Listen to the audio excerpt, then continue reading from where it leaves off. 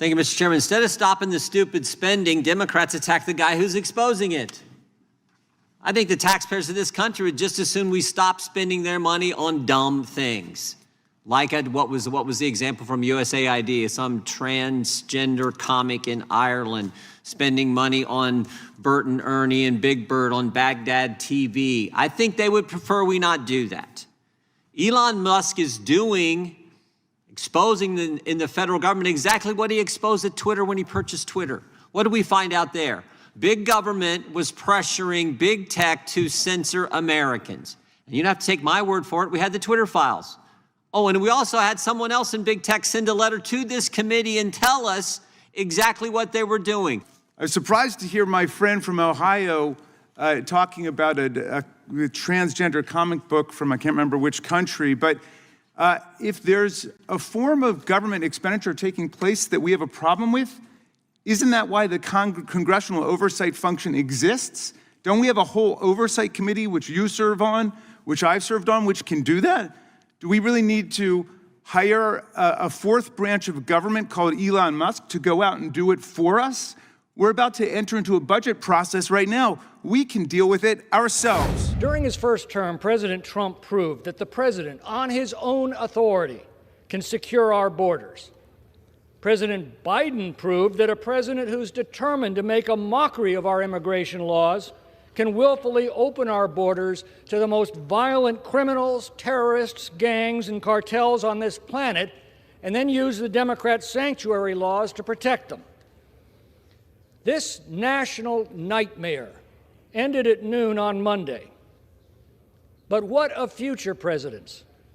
This bill assures that what happened to Laken Riley cannot happen again should another Joe Biden disgrace the presidency. Today, they want to change the subject from the indelible and shocking public safety disaster of the president releasing hundreds of convicted felons, specifically violent cop-beating felons caught on tape in the act, whom he had incited on January 6, 2021, back into the population with no plan for protecting the American people or the public safety.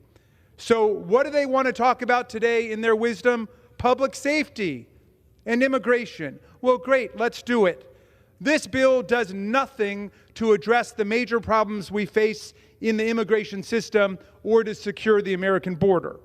Nor does it do anything to address the major problems we face in public safety, such as the central and overriding problem of out-of-control gun violence, which takes tens of thousands of American citizens' lives every year and is the leading cause of death among American citizen children up to the age of 18. I refer to a promise of the old-fashioned legislative variety, the kind that Congress used to run on when our word was our bond around here. Democrats and Republicans agree that the courts need to have more federal judges. It's been more than 3 decades since we passed a law to increase the numbers of judges on the bench. We had a bipartisan deal last Congress to give the courts the added judges they need. Our stalwart ranking member, Mr. Johnson, and our distinguished chairman, Mr. Issa, worked on a painstaking and honorable bipartisan deal to create a bill that would have spread additional district court judgeship appointments recommended by the Judicial Conference over multiple presidential administrations, beginning with the next unknown president. That was the key. Pass the bill before the election, so neither side, no one, would know whether this party or that party might benefit in the short term. The Senate upheld their end of the bargain and passed the bill on a bipartisan basis last August. Then, the House GOP leadership suddenly broke the promise and refused to bring the bill up for a vote before the presidential election. In other words, before the winner of the next election was known. Instead, they waited to know who would be president. If it was Harris, they would oppose it. If it was Trump, they would support it. So now, of course, they support it, itching to appoint loyal MAGA judges to the bench to uphold the lawlessness of Elon Musk and Donald Trump, which has already elicited more than 25 temporary restraining orders and preliminary injunctions across the land. They are very happy to talk about creating new seats on the federal bench. They broke their deal. They've undermined justice in the courts. We were willing to enter into a fair deal because we believe in equal justice under the law. Our friends seem to believe today only in heads I win, tails you lose. During his first term, President Trump proved that the president, on his own authority, can secure our borders. President Biden proved that a president determined to undermine and make a mockery of our immigration laws can willfully open those borders to the most violent criminals and terrorists and gangs and cartels on this planet and use the Democrats' sanctuary laws to protect them. This national nightmare will end at noon on Inauguration Day. But what of future presidents? The Laken Riley Act would require ICE detention for illegal aliens who are charged with, arrested for, or convicted of any burglary, theft, larceny, or shoplifting offense. H.R. 29 further requires the Department of Homeland Security to issue a detainer for those illegal aliens and take custody of them effectively and expeditiously. It would also allow states to bring a civil action against derelict federal officials who refuse to enforce these laws. Joe Biden and Alejandro Mayorkas, I'm looking at you. Under this bill, a person who's lived in the United States for decades, say for most of her life, paid taxes and bought a home, but who was mistakenly arrested for shoplifting, would not be freed to resume her life, but rather would be detained and deported even if the charges are dropped and even if the police admit that the arrest was mistaken.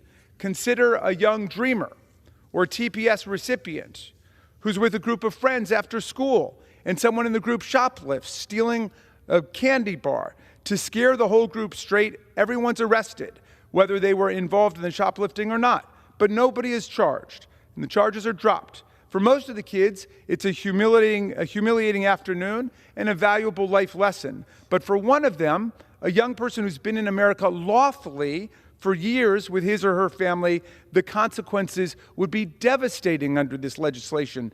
Mandatory detention and deportation from the country just for having been arrested, even if never charged.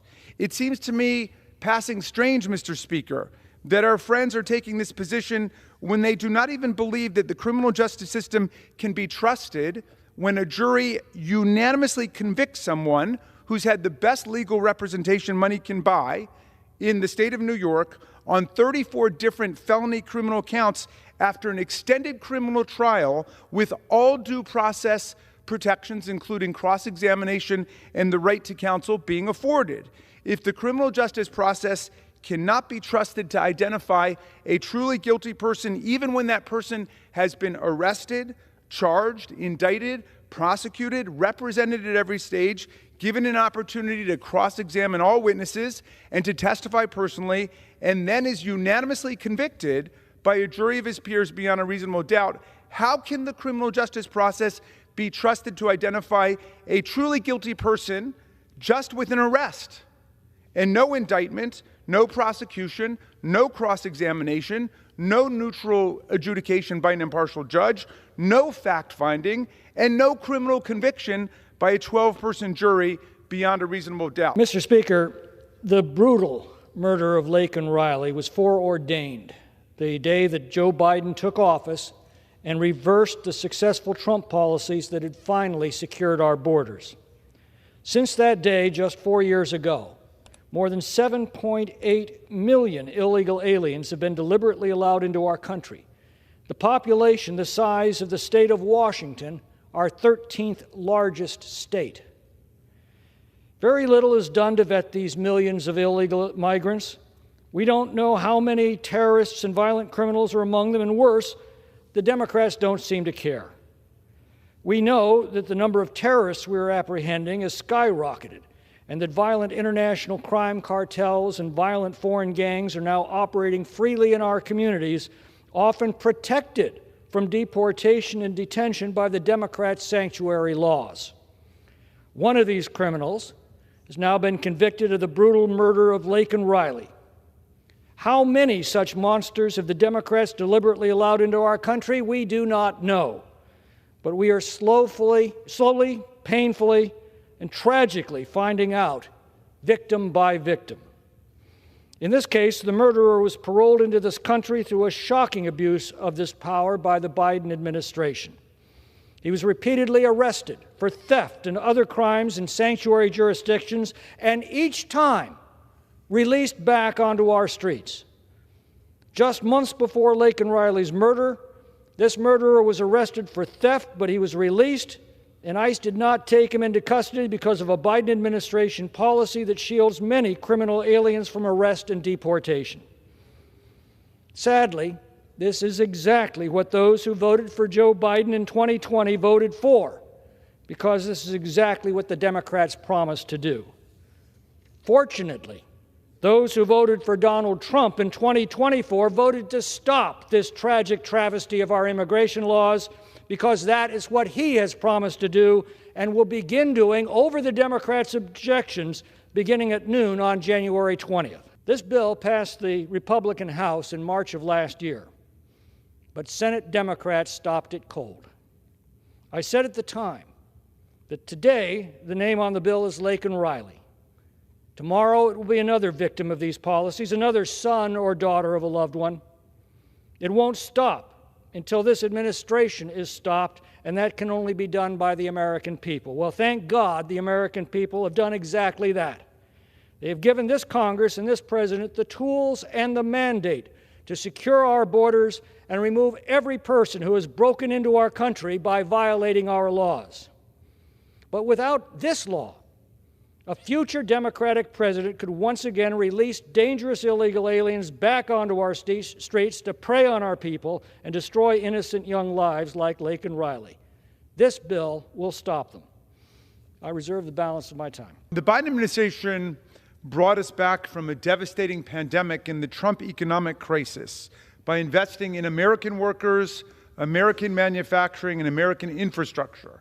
Our policies for the working class majority, instead of the tiny, rapacious billionaire class, pulled our economy back from the brink.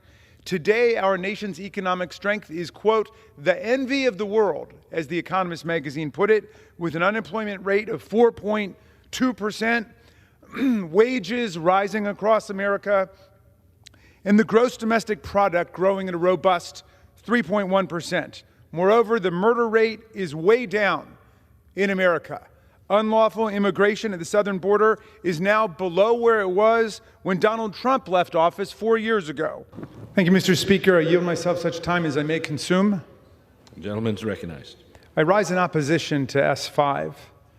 All these fine speeches, all these fancy parties with billionaires and congressmen in tuxedos, all these executive orders for big oil and the tech broligarchs, all these complete and unconditional pardons for Proud Boys, Oath Keepers, and violent extremists who chanted, "Hang Mike Pence," and smashed, swarmed, and wounded our police officers in this building with steel poles, baseball bats, American flags, Confederate battle flags, and bear mace. All this sound and fury on day one and week one, but nothing to bring down grocery prices, nothing to bring down the cost of rent as they promised, nothing to improve our health care system or build on our success in the last Congress in reducing prescription drug prices, nothing to get health insurance coverage for millions of people who don't have it, nothing to bring down the cost of housing or build new housing, nothing to combat the nightmare of climate change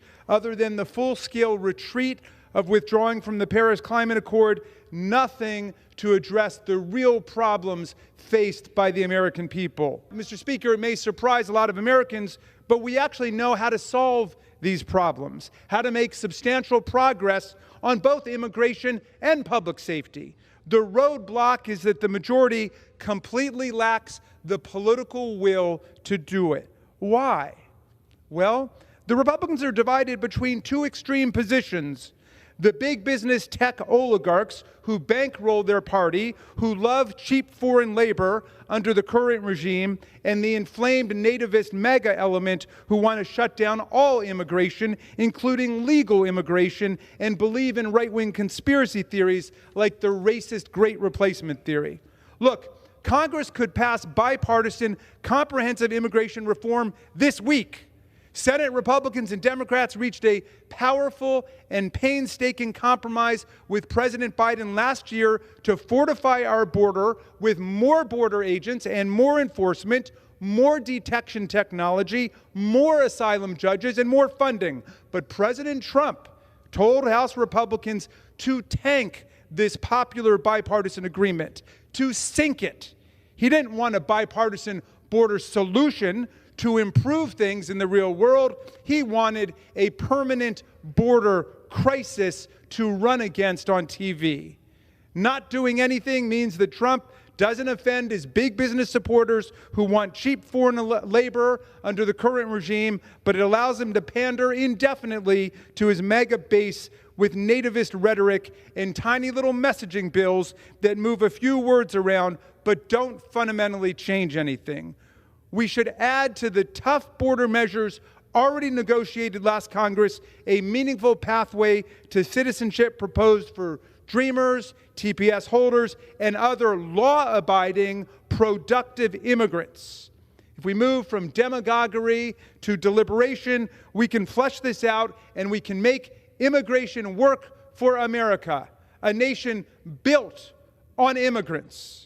We have huge job shortages in agriculture, in manufacturing, in retail, in seafood, in nursing and hospitals, and many other areas. We should not be plunging America into chaos to deport millions of people when we already need millions of new people to work here. If the GOP plan of deporting 12 million people were really to happen, it would plunge us into another Trump economic crisis like the last one under COVID-19, but maybe even cause a depression this time.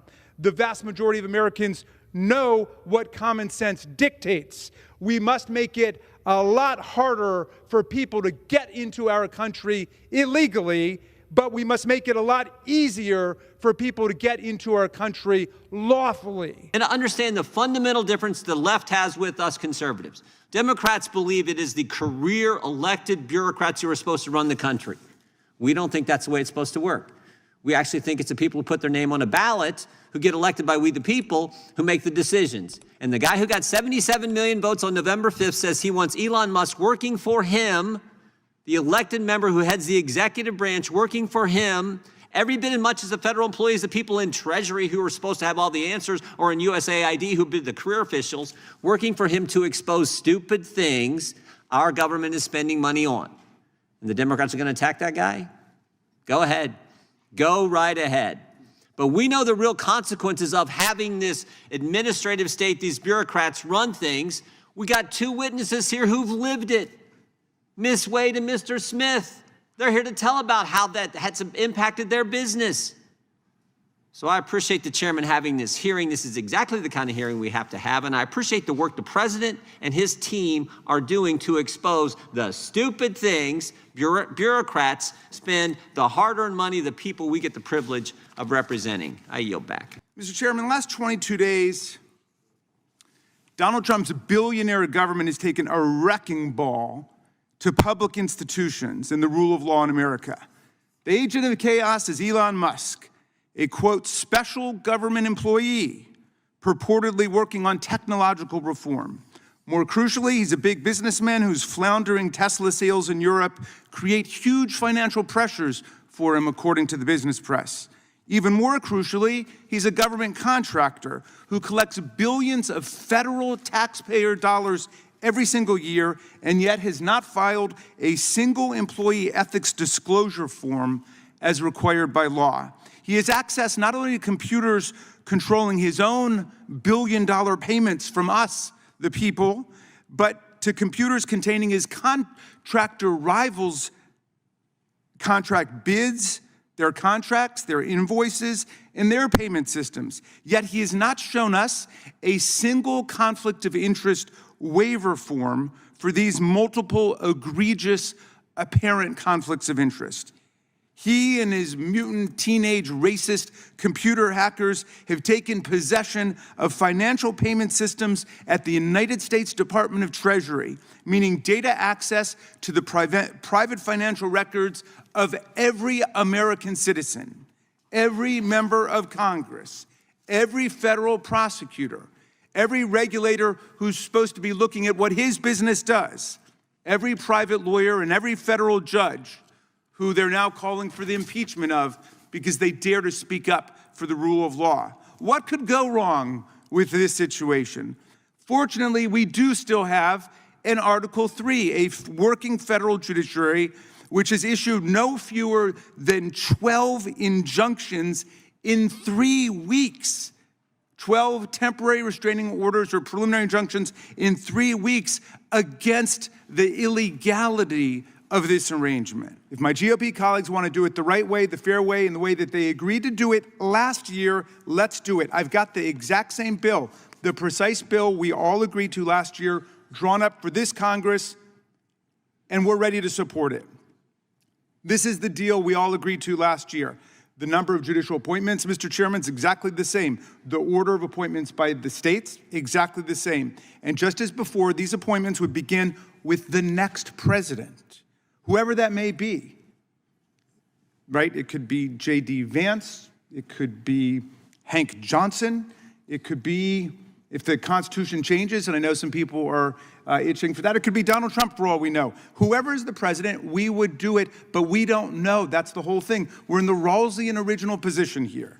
And just as before, these appointments would begin with the next president with unanimous bipartisan support. Please join me and Ranking Member Johnson today in moving to seriously fix our federal judiciary without destroying it with last-minute party politics.